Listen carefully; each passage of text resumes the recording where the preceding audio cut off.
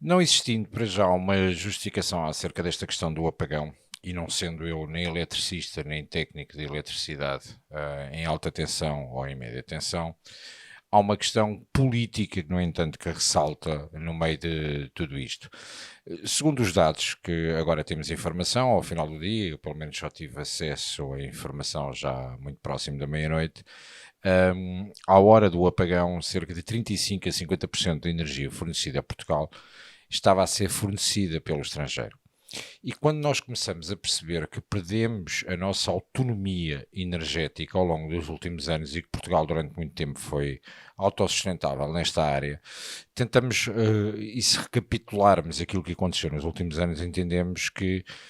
nos governos de António Costa, com a paranoia da aceleração por parte da União Europeia de cumprir as metas de descarbonização e, nomeadamente, um cumprimento da Agenda 2030, foram encerradas algumas centrais termoelétricas, nomeadamente a de Sines e a do Pego, que garantiam e que eram um complemento ao fornecimento de energia. Ora, o curioso no meio desta história toda foi o facto de nós prescindirmos das nossas centrais termoelétricas e passarmos a recorrer ao fornecimento espanhol. E eu hoje ouvia pela rádio dar uma palavra de agradecimento a todos os profissionais da rádio que hoje garantiram que de uma maneira ou de outra fôssemos tendo acesso com alguma limitação, mas fôssemos tendo acesso à informação. E ao ouvir as declarações que eram prestadas na rádio, nomeadamente pelos responsáveis, quer da REN, quer da E-Redes, há uma questão que me saltou de imediato à vista quando uma das justificações que era dada para o fornecimento através de Espanha é que é mais barato comprar eletricidade da Espanha do que produzirmos cá. Alguma coisa está errada. E isto, obviamente, sem sabermos exatamente ainda o que é que aconteceu, não termos um plano B e termos estas centrais termoelétricas que foram fechadas, desmanteladas, a de Sines então foi uma barracada, porque aquilo acabou por fechar antes do período que estava inicialmente previsto, foram uma série de trabalhadores para a rua, sem que existisse a justificação para que a coisa fosse feita da forma como fosse feita, foram mais de 100 trabalhadores que ficaram encostados, mas independentemente dessa questão, que é uma questão laboral e que deve ser tratada com outro ponto de vista, a minha pergunta é simples, nós somos de facto um país periférico e poderíamos ter aqui alguma dificuldade de fornecimento, não existisse esta subserviência por parte de Portugal à União Europeia e uma tentativa de fazermos sempre bonito lá fora. Primeiro, o fornecimento de gás poderia ser Portugal a porta de entrada para a Europa, com o facto de termos feito o investimento que fizemos no Terminal 21 em Sines, o que permitiria que, por exemplo, quando João Galamba andou a viajar pelo continente africano para garantir o fornecimento de gás natural e a história do pipeline, e recordamos-nos de ver Eduardo Cordeiro em conjunto com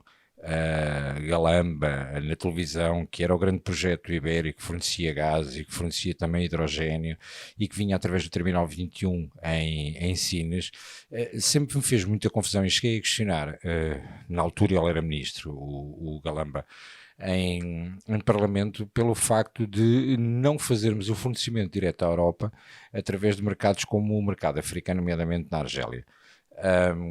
Existem diversas notícias sobre isto que eu estou a falar, do facto do governo português ter tentado fazer estas negociações, depois ficou tudo parado, o investimento do pipeline ficou todo suspenso, a questão de olhar para as jaziras que estão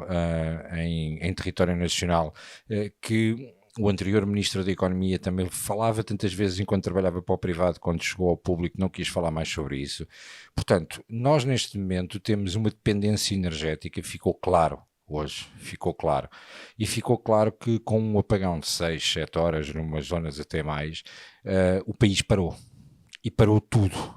ou seja, novamente uma correria aos supermercados, muitos supermercados sem capacidade de resposta, e depois, mesmo nas infraestruturas básicas, há uma ressalva que eu posso ver o Primeiro-Ministro agora nas últimas horas a dizer que o serviço aos hospitais para repor o gasóleo nos geradores foi feito e que o Governo acompanhou, não foi nada feito. Não vale a pena mentir, nomeadamente na área metropolitana de Lisboa e no Conselho de Loures, o Hospital Beatriz Ângelo, se não fosse a Câmara Municipal de Loures ter a iniciativa de fornecer e de salvaguardar os interesses do Hospital Beatriz Ângelo, o Hospital Beatriz Ângelo tinha passado por uma situação muito, mas muito grave. Portanto, vamos ver o que vai acontecer nos próximos dias, as justificações que vão aparecer, se conseguem ou não justificar. Para mim, há uma questão que está num patamar político, de incompetência política na forma como tentaram fazer bonito com a aceleração do cumprimento das taxas de carbono e de cumprir metas para a Agenda 2030, sem que existisse um plano B. E estamos todos de acordo com a preservação do ambiente. Temos, no entanto, que entender que estas questões não podem andar mais depressa do que a economia, mais depressa do que a necessidade da sociedade, porque caso contrário, nem os climáximos depois têm a luz para poder ir pintar as paredes, porque na realidade ficamos com este apagão, e isto é completamente ridículo. Portanto, entender de facto aquilo que aconteceu é importante entender também o que foi feito até aqui, de percebermos que desmantelámos e destruímos por completo a nossa autonomia e independência energética, que neste momento dependemos de um outro país para nos fazer o fornecimento, e está mais do que provado, os gráficos mostram 35% a 50% do fornecimento que estava a ser feito às 11h30 da manhã estava a ser proveniente de Espanha. A justificação que é dada é que é mais barato produzir em Espanha do que produzir aqui. Portanto, existe aqui uma componente política que, independentemente e não obstante de não saber ainda, não faço a mínima ideia do que é que aconteceu, mas não obstante esse facto, há uma componente política, há uma componente de decisão política, há uma componente de soberania nacional. Este caso hoje colocou em causa a nossa soberania. É um caso que levanta muitas questões à forma como nós temos conseguido ou não gerir e governar o nosso país ao longo dos últimos anos, onde o PS teve graves, mas graves responsabilidades com esta brincadeira, ao permitir que desmantelássemos. Nós já tínhamos tido uma situação que durante o período de Covid, e quando existiu, logo imediatamente a seguir, a questão da suspensão do gás russo à Europa, os espanhóis abriram as centrais termoelétricas. Era muito bonito tratar da questão do ambiente, mas estava em causa um princípio de subsistência e de sobrevivência até em determinadas áreas e, portanto, não hesitaram, enquanto não existisse uma relação direta com outro fornecedor que garantisse o fornecimento de gás à Europa, a Espanha abriu de imediato. Portanto, nós, para cumprirmos as metas da descarbonização, encerramos as nossas centrais termoelétricas e depois vamos comprar energia a quem produz em centrais termoelétricas. É no mínimo complexo entender isto que estamos a fazer. Portanto, há uma dimensão política no meio de tudo isto, com responsabilidade do Partido Socialista, muito grave, mas uma responsabilidade também da AD, que garante que nos próximos dias aparecerá com uma medida fantástica e maravilhosa para que na próxima vez que isto acontecer já existe uma solução. Mas casa arrombada, trancas à porta, e agora a situação já aconteceu, há muita gente com prejuízos graves em relação ao dia de hoje, a incompetência esteve presente, e queria-vos deixar uma nota também de uma pessoa que eu ouvi, eu até fixei o cargo que a pessoa tem, que eu nem conheço a pessoa em questão, chama-se Jorge Silva, vice-presidente de técnicos da proteção civil. E que a determinada altura diz que as pessoas acorreram para ir buscar reservas para colocar em causa, mas que se tivéssemos uma cultura de proteção civil, que essas reservas já deviam estar feitas há muito tempo. E dizia também que o sistema ProCid funcionou porque enviou de imediato mensagens escritas a todos aqueles que estão em território nacional.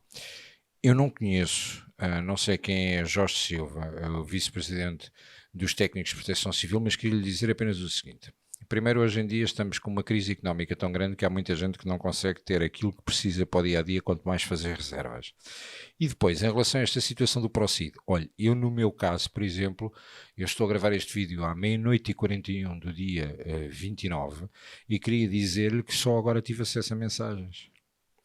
Portanto, essa história de que foram enviadas as mensagens e que todos recebemos, Não recebemos. Não recebemos porque nem sequer tínhamos rede, nem sequer tínhamos acesso a telemóvel. Portanto, não vamos tentar fazer os portugueses de parvos. Vamos perceber exatamente o que é que aconteceu para entender a dimensão da gravidade do problema, mas existe para mim esta dimensão política que eu acho que era importante referir, nomeadamente em relação às duas centrais termoelétricas que foram encerradas, quer de Sines, quer do Pego,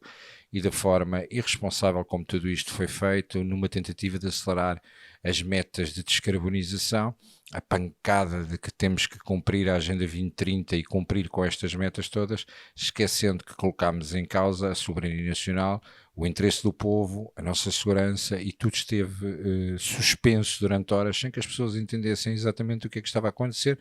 porque nem sequer existia forma, nem o ProCid, nem outra forma qualquer de comunicar com as pessoas e que as pessoas entendessem. Eu, pelo menos, na minha área de residência, tive desde as 11h30 da manhã até há 20 minutos atrás, sem qualquer forma de contacto, quando tentava perceber exatamente o que estava a acontecer, ia dentro do carro para ouvir o rádio,